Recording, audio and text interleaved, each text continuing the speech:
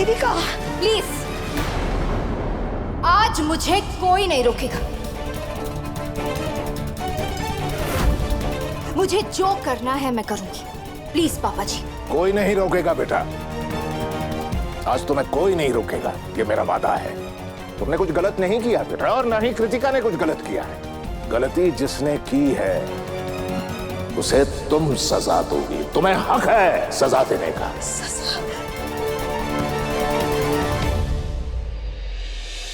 सजा दो बेटा। पापा जी,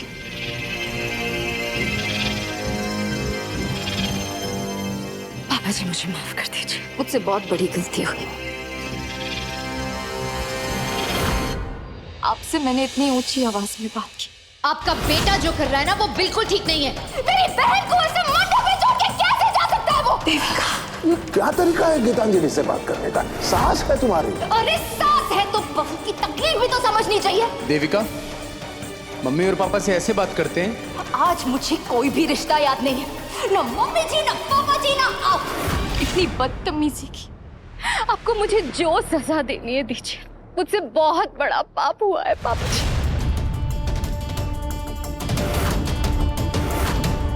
प्लीज मुझे माफ कर दीजिए। उठो बेटा, उठो उठो। क्या क्या पाप किया है तुमने? ना बेटा, तुम्हें क्यों सजा मिलनी चाहिए? सजा तो उसे मिलनी चाहिए जिसे मेरी लक्ष्मी जैसी बहू को काली मां बनने में मजबूर कर दिया। तुमने तो बेटा अपनी बहन की खुशियों के लिए सब कुछ किया है ना, और इस परिवार की इज्जत के लिए लड़ रही थी तुम। गलती तो मुझसे हो गई थी। आज अभी एहसास हो रहा है मुझे कि जिसे मैं अपनी बहू समझ रहा था वो हकीकत में मेरी बेटी है।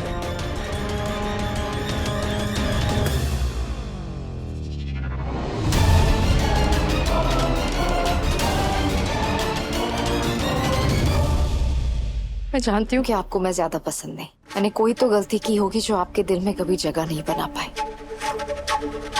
लेकिन प्लीज आज एक विनती, आज जो मैं करने जा रही हूँ उसमें मुझे आपके सपोर्ट की जरूरत है।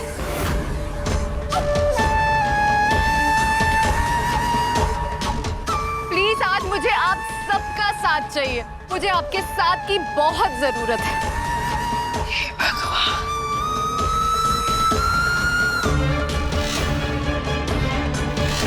प्लीज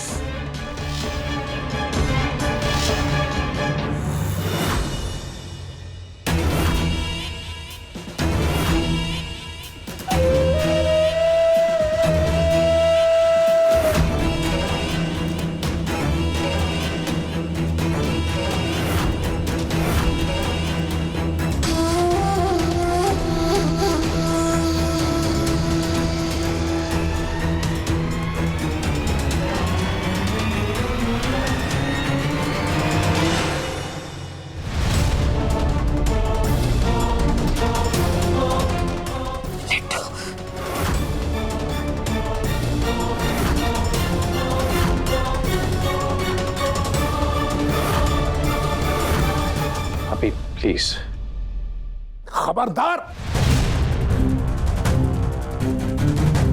खबरदार अगर देविका के खिलाफ एक शब्द भी बोला तो तूने जुबान खींच के घर के बाहर निकाल दूंगा। एक शब्द, सच बोल रहा हूं, तेरी मां विधवा हो जाएगी, मार दूंगा मैं अपने आप को।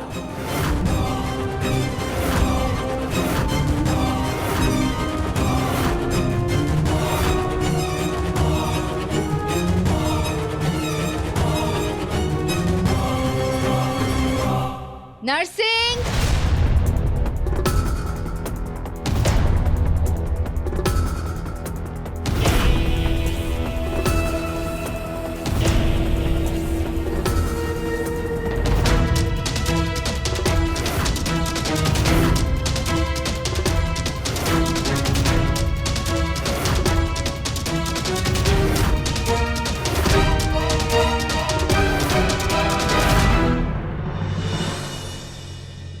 मैं इस घर की बड़ी बहू, तीर्थ भैया की भाभी हूँ। तीर्थ भैया भले ही अपनी जिम्मेदारी को भूल गए हो, लेकिन मुझे अपनी जिम्मेदारी याद है और मैं अपनी जिम्मेदारी पूरी तरह निभाऊंगी। नई बहू का स्वागत तो बड़ी बहू ही करेगी ना।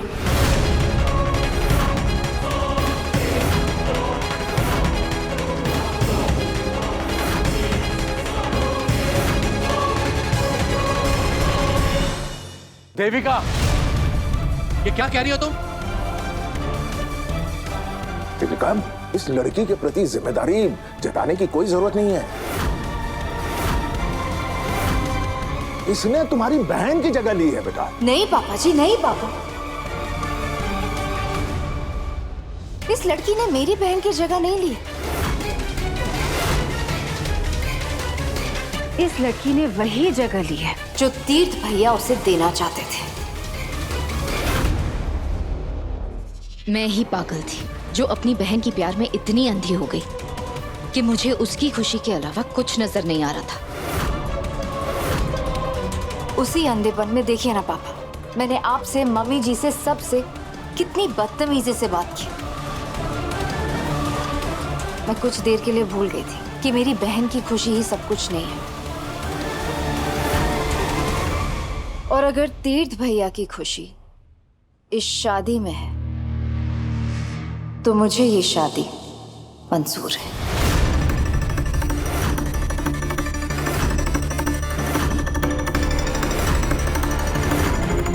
और इस घर की बड़ी बहू होने के नाते हर वो फर्ज निभाना भी मुझे मंजूर है।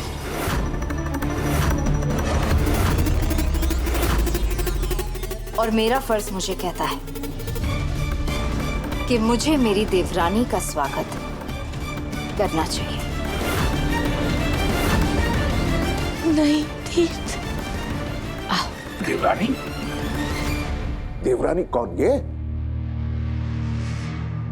गले में मंगलसूत्र डालने से या मांग में सिंदूर भरने से शादी नहीं होती। शादी दो परिवारों का मिलन है और इसके परिवार को कौन जानता है।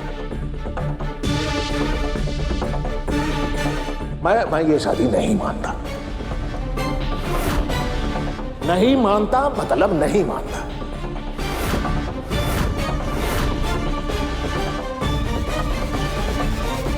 मेरी कट्टू को तूने रुलाया ना, अब तू देखती जा मैं तेरे साथ क्या क्या करती हूँ।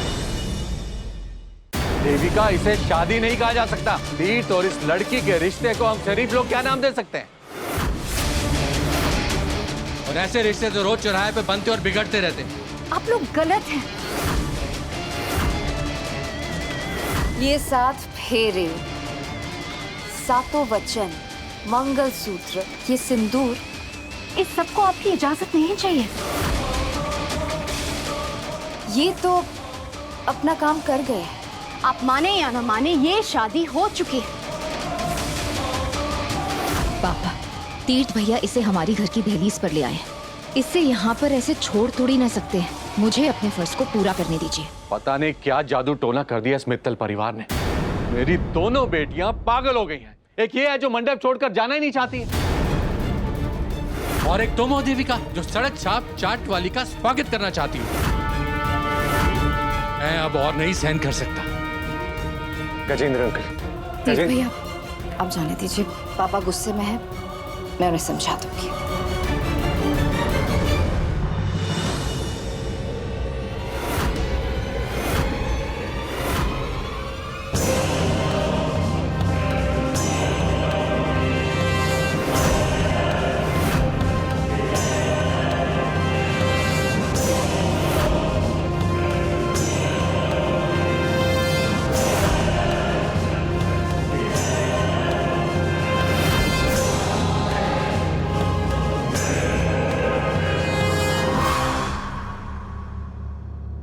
पूर्वी, दुल्हन का स्वागत हो रहा है। किसी की अर्थी नहीं उठ रही। गाना बजाओ। ओके।